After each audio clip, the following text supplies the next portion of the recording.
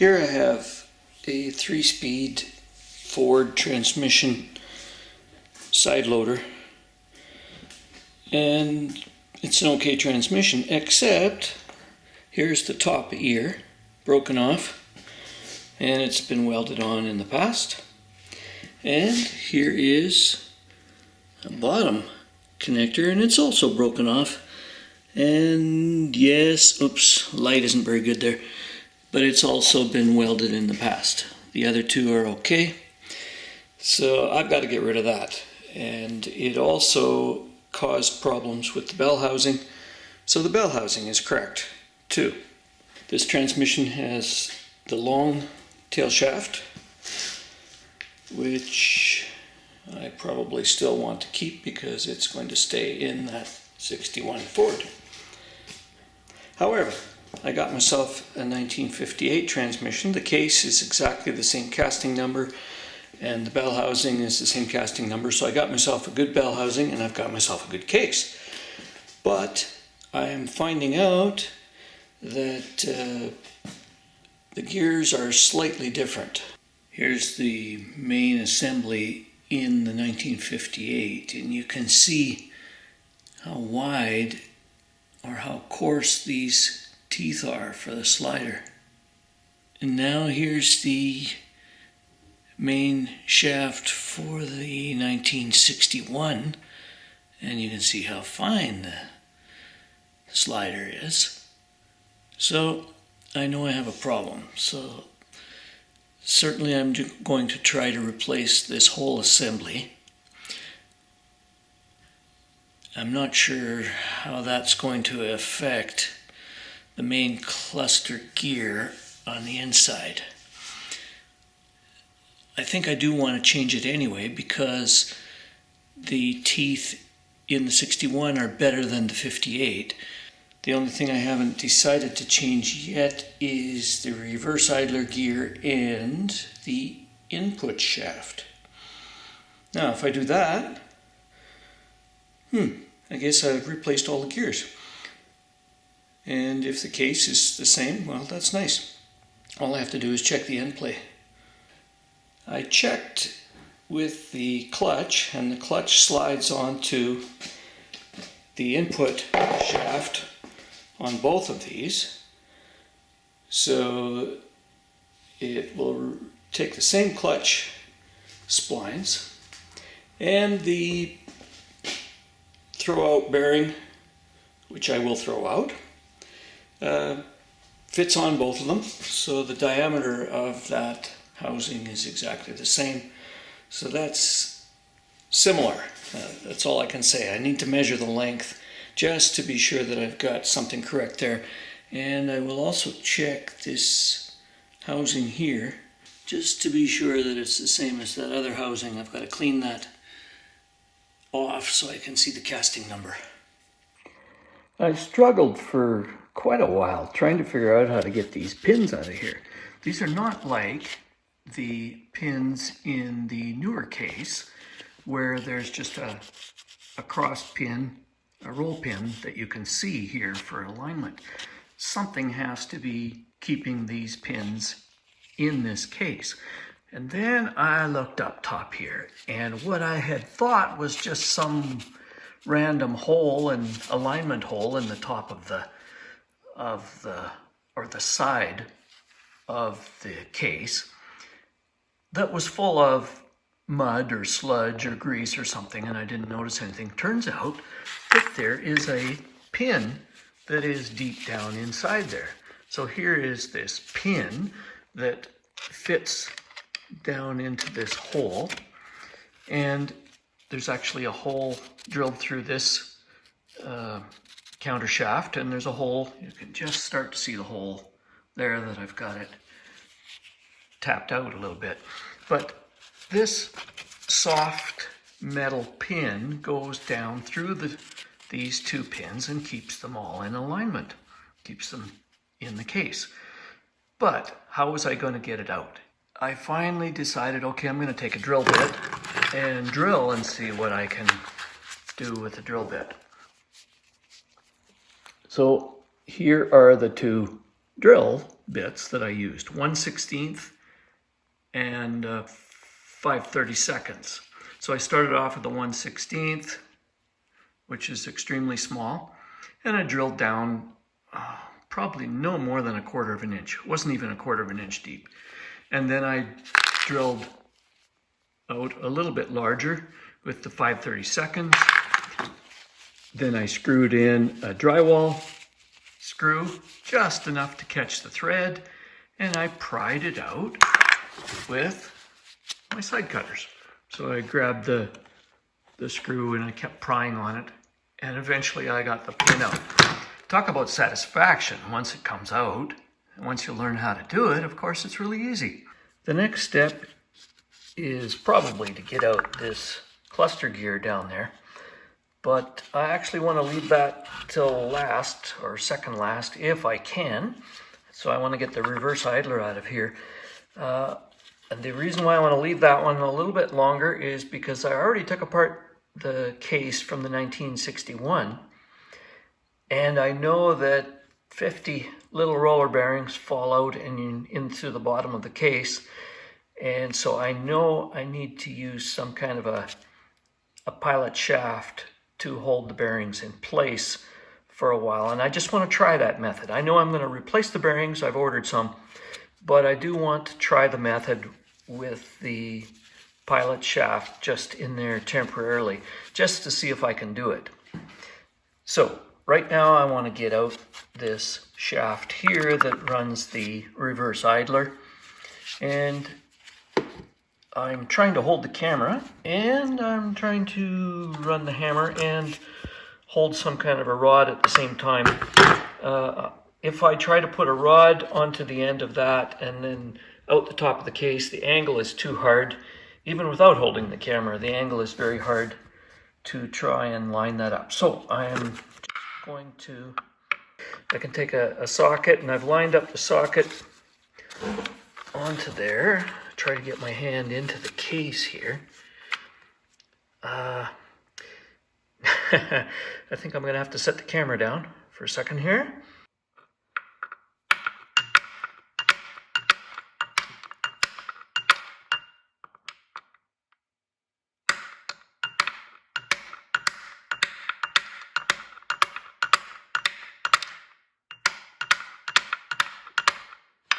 What's happening is that it's coming out here at this end. That's what I'm trying to do. I just couldn't use the deep socket to begin with because there wasn't enough room up here to swing the hammer. So, okay, here I'm trying again. Let's just take a look here. There, the pin is out that far, so far. And my deep socket's just about disappeared in there. Okay, I've got myself an extension. It's given me about an extra half an inch. Okay, here's the pin that I just poked out from the reverse idler gear. You know what? It looks a little dirty. I'll clean that up. But there are really no grooves on there at all. This is in better shape than the one that came out of the newer transmission. I think it had just a slight little ridge that I could feel with my fingernail. This one might have a little bit too, but the other one has a bigger one. So I'm happy with this. Okay, let's take out this reverse idler. Is there a spacer in there? No, the other one didn't have a spacer either. So just to be sure here, this little collar is towards the back, and the gear is tied up to the front. Now, it's quite likely that I'm going to have to use the other reverse idler anyway, because the whole point of taking this apart is that I'm using the other cluster gear and the other output shaft, because the first gear teeth are shot on this one, totally butchered from somebody ramming it into first gear because it doesn't have a synchro. And so the teeth in the other transmission are better, but they're a different ratio or certainly a different angle on the slider and all that kind of stuff. So I have to probably use all the gears from the other transmission. And because it's the same part number and everything on the case, I'm hoping that it all fits in. Here are the two reverse idler gears. Here's the one I just took out. This is from the 1958, and here's the one that is coming out of the 61. And you can see, I don't know if you can see, let's do it this way. You can see that the older gear is much more robust. Now I've compared the two, they're the same diameter and they have the same number of teeth. The shaft is the same, fits into both of these quite good. So it's possible that the reverse idler may not matter which one I use. Okay, I just checked inside the case and the reverse idler gear is engaged 100% of the time. So there's no worry about how much it moves back and forth to engage because it's engaged all the time. And you can see the wear marks. This gear that we're looking at right now is the one out of the 61. And believe it or not, that is better than what's in the 58. But anyway, so if I put this gear in or the narrower one, they're both going to work.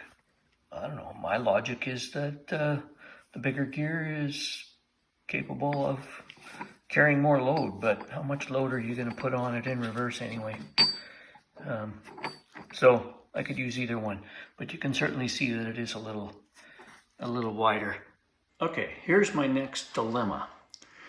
I need to drive out this countershaft, and I could easily poke it out right now very quickly with the brass rod and pound it out. But I do know that when I get it about an inch in, there's going to be a big sound of needle bearings falling into the bottom of the case.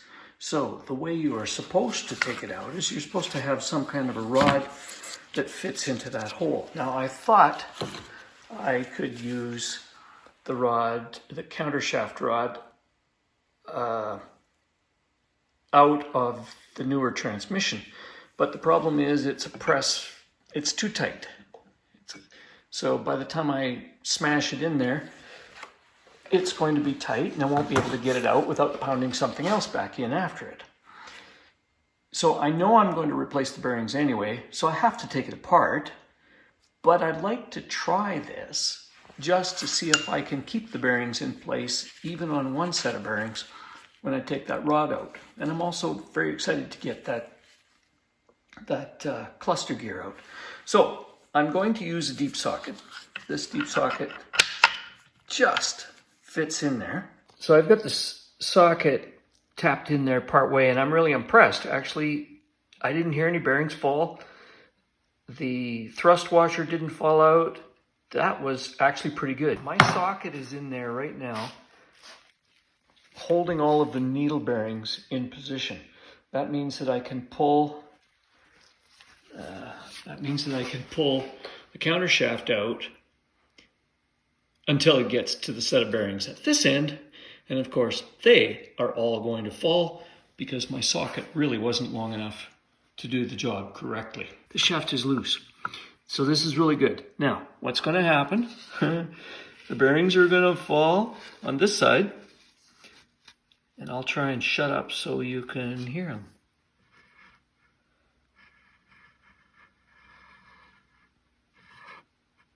Didn't hear anything.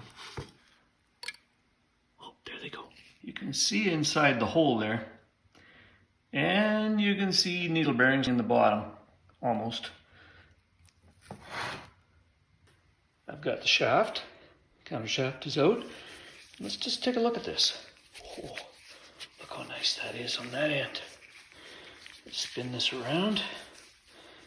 And, oh, that's nice. Okay, so compare that to this one. Look at the wear marks on that. There's even a groove there. And this side here is a pretty big cup there. Now, I just noticed something. I thought these shafts were different, but these counter shafts are actually identical, except that the newer style just uses a roll pin inserted into that hole, and the earlier style uses the pin that goes into the case. So now I'm even happier because I know that the counter shafts are going to be identical. So I can easily swap them. Actually, no, I don't need to swap them. I just need to keep using the good one that just came out of this case. I'll put it back in. Now time to go in and look for my bearings. So this is the magnet on the end. Oh yeah, here they come.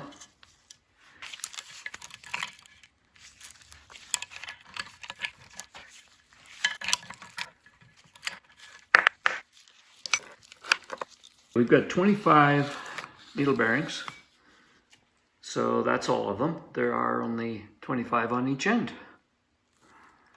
And that's all cleaned out. And you can kind of see in there.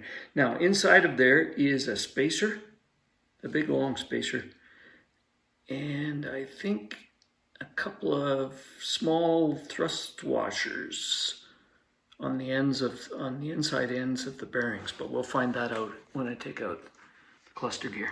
I took the socket out of the other end, and I'm sure the bearings have fallen down, but taking the socket out allowed this cluster gear to fall down out of the way so I could get the input shaft out now. So I can take the input shaft out.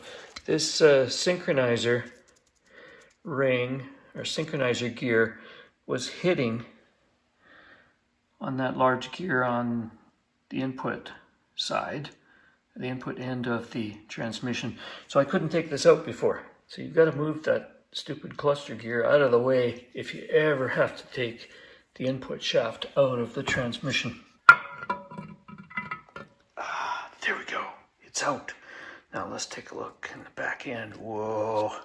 You can start to see needle bearings that are going to fall all over the ground. There's my thrust washer. It's going to fall off here in a second. So I need to set this down.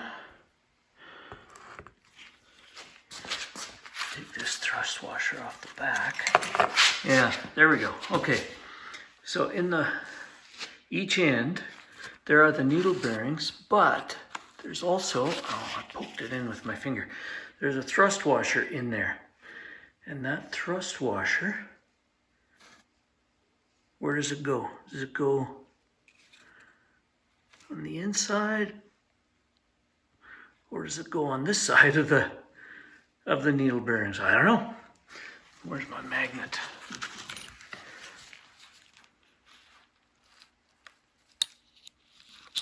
Oh, there we go. So there is a thrust washer. Now, I happen to know that there were 2 thrust washers on each end of the other transmission I took apart. So maybe there's a thrust washer on the outside, and maybe on the way on the inside there's another thrust washer. On this end, the second thrust washer seemed to be further in. So it seemed to be on the inside, then there was bearings, then there was another thrust washer. That would make sense. Now let's poke out what's on the inside here. So here is a sleeve. This sleeve just keeps the bearings separated. So I would guess that there's a little thrust washer right up against this sleeve, then the bearings, then another thrust washer, then this big thrust washer. Whoa, where's the one on the other side? Yep, it's still in here. Okay, so here's the one from the reverse idler side. Oh, that's a small one. And this is the one from the input end of the transmission. Okay, let's try and keep this all straight, I hope. It's time now to put the new bearing onto the input shaft. So I've got the old bearing off. Here's the old bearing, and I can't even turn it. There are chunks of steel in there. Maybe the balls are square. Who knows? It doesn't work. Here's my second transmission.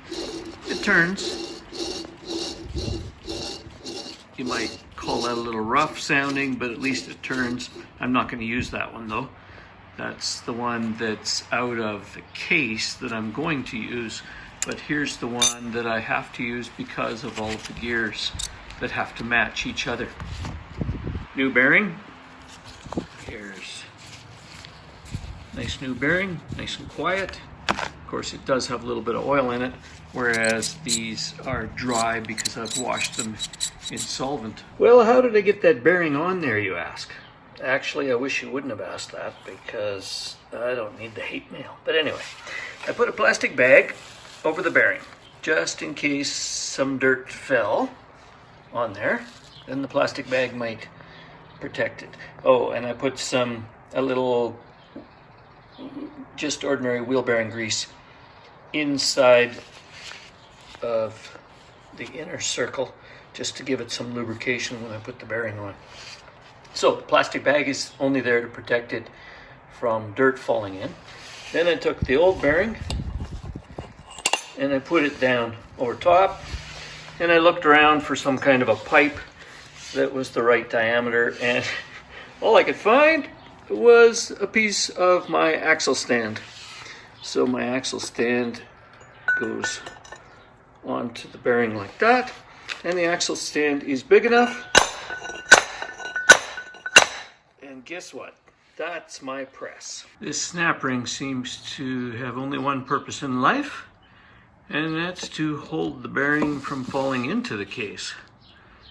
It doesn't keep it from coming out, although the whole assembly here can't really come out of the case while the cluster gear is in there because of this synchro gear. So this is the first part that goes back into the case with nothing in the case except for this. So this is going to go in there. I need to set the camera down and use two hands. I'm going to take a video of this right now because I may never ever get this shot again. All the needle bearings are in there. I think there are 25 in there. So hopefully that's correct. There's my grease, there's my case, and it's late at night. And there is my today's use for a COVID mask. And the two thrust washers that go on either end. This one goes on the small end, and this one goes on the input end. So I'm going to try and put this all together with that shaft. Where's the shaft? There it is. So I've got to put one spacer on there first before I push the dummy shaft in there. I've made a dummy shaft. It's a little less than 6 3/4 inches. Well, I wasn't quite right. I had to take all the needle bearings out again because I was trying to put one of these spacers in from the opposite end, and the center of this shaft, this cluster gear, is a little smaller. So it's only machined down a certain distance, so each of these spacers has to go in from its respective end. So I had to take all the needle bearings out, put this spacer in from this end, then I had to put the needles bearings back in. So here you can see I have my dummy shaft in there, which is just smaller, just small enough so that it seems to be holding the bearings at the right location. Hopefully the length of my shaft is correct. We'll find out. Here's the input end, the end with the large gear on it. So to look inside first, and what I'm going to do, I'm going to smear the inside with grease. Here's the kind of pipe I used to make the dummy shaft. It's, what is that, 3/4 inch, I think.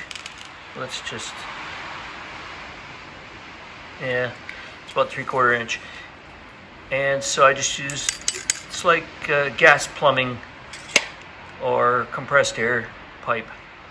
I just cut a piece out of it and polished it up so that it wasn't totally rough and still rusty. And it's just a little bit less than 6 3/4 of an inch, I think. Here's my cluster gear already. You can just barely in the dark there see the dummy shaft. And the bearings, needle bearings are inside, and the spacer is stuck to the grease right there on the end of it. And there's the other side. And I'm quitting for tonight. The weather's getting bad, it's dark, I'm tired, and we'll come back and work on this tomorrow.